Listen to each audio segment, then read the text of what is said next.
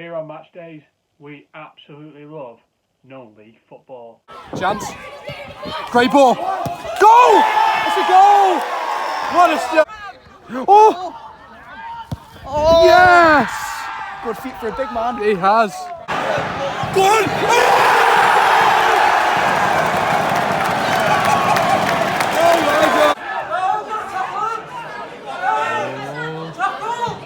Goal.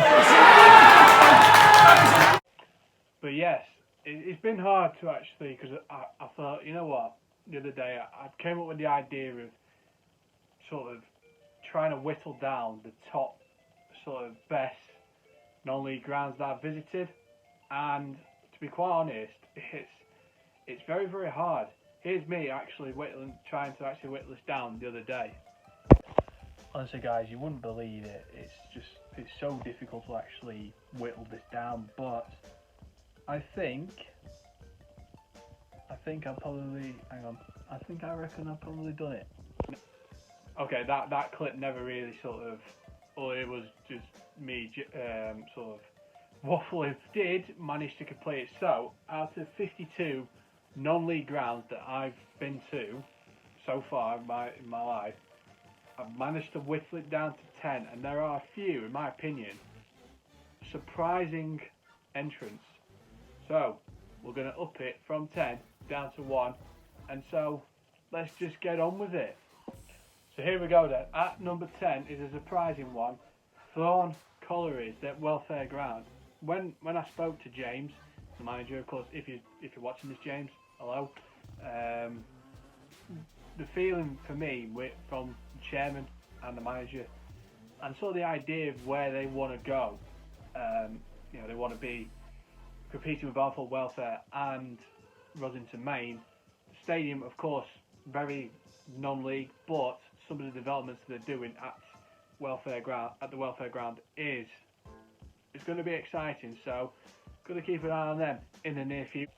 In the number 9 is, of course, Hensford's ground, Keys Park. Now, I've been there twice. One just before the channel, and we went with Cal back in October when they played Bromsgrove, and quite honestly, it's a great little ground. Certainly National League standards, could be potentially Football League standards if they ever get there, which they're only a few. I think Southern Premier League Central from there.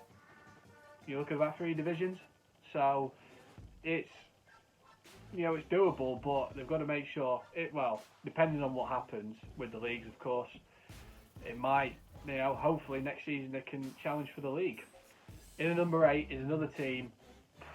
The ground, Witching Park, Witton Albions at number 8.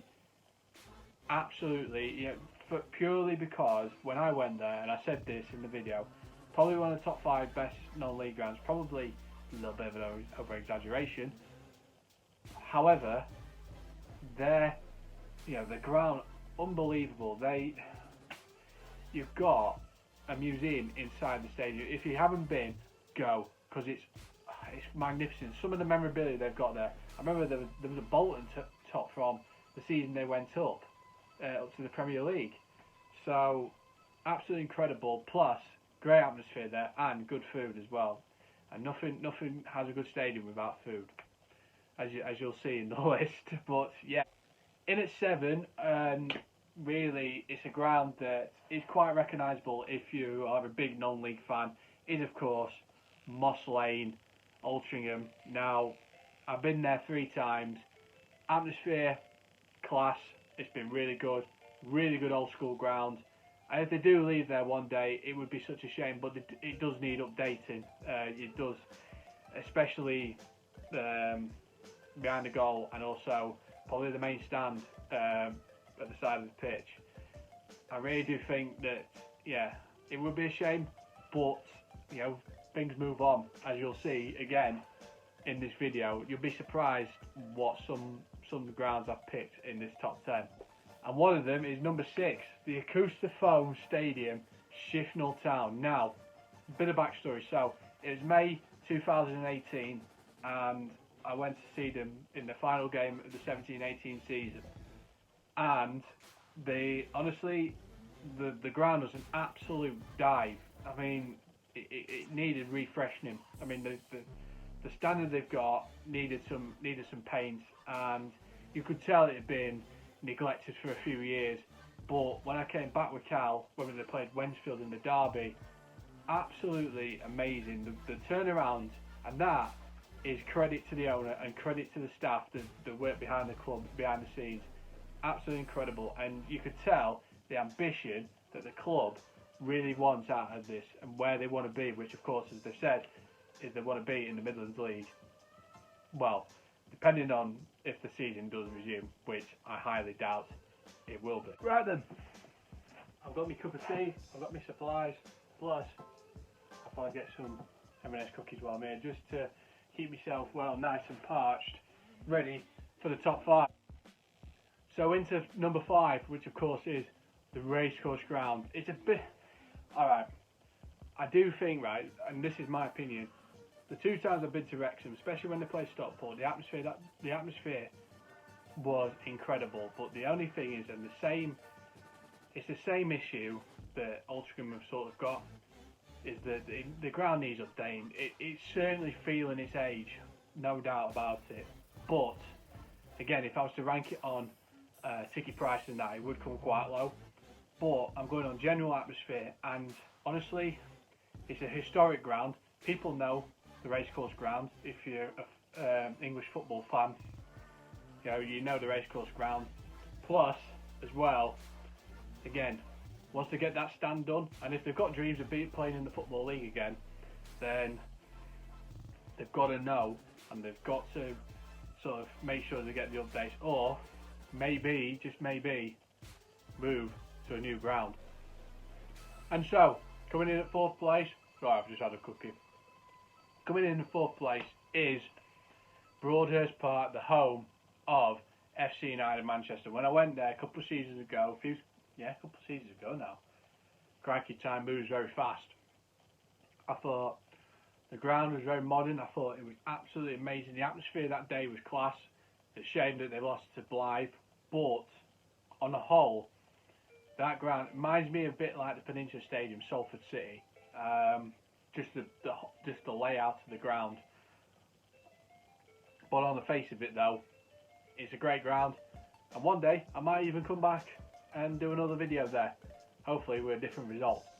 And so, to the team that's getting the wooden spoon is Stockport County, Edgeley Park. Now, we've been there 2 times. Now, it's weird because this could have been number 1, but again, it was so close between the top 3. Atmosphere, absolutely brilliant. Good ticket pricing as well, if I was to rank it. But going on the general sort of atmosphere in the ground, again, when you're coming into Manchester, coming into Stockport, you go past Edgeley Park, it's so recognisable. But again, great ground, and certainly worthy of 3rd place. And so to a ground that I'm very, very lucky that I've finally done, and finally got round to it, Bootham Crescent. Now, it's sad to see it go, but York have got real ambitions of being back in the Football League again.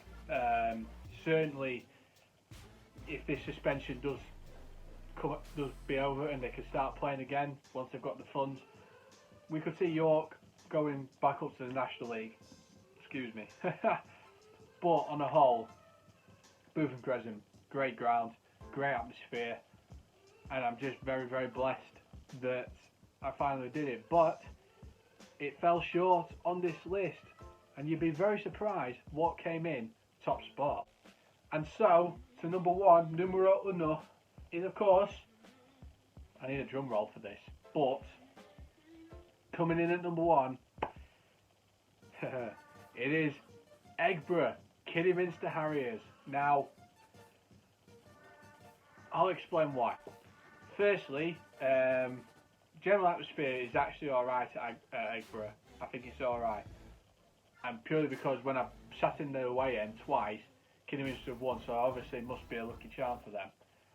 But at the same time, they've got, and I'm not joking, and it does say, the best pies in football. Now, I have tried them, and they are absolutely right.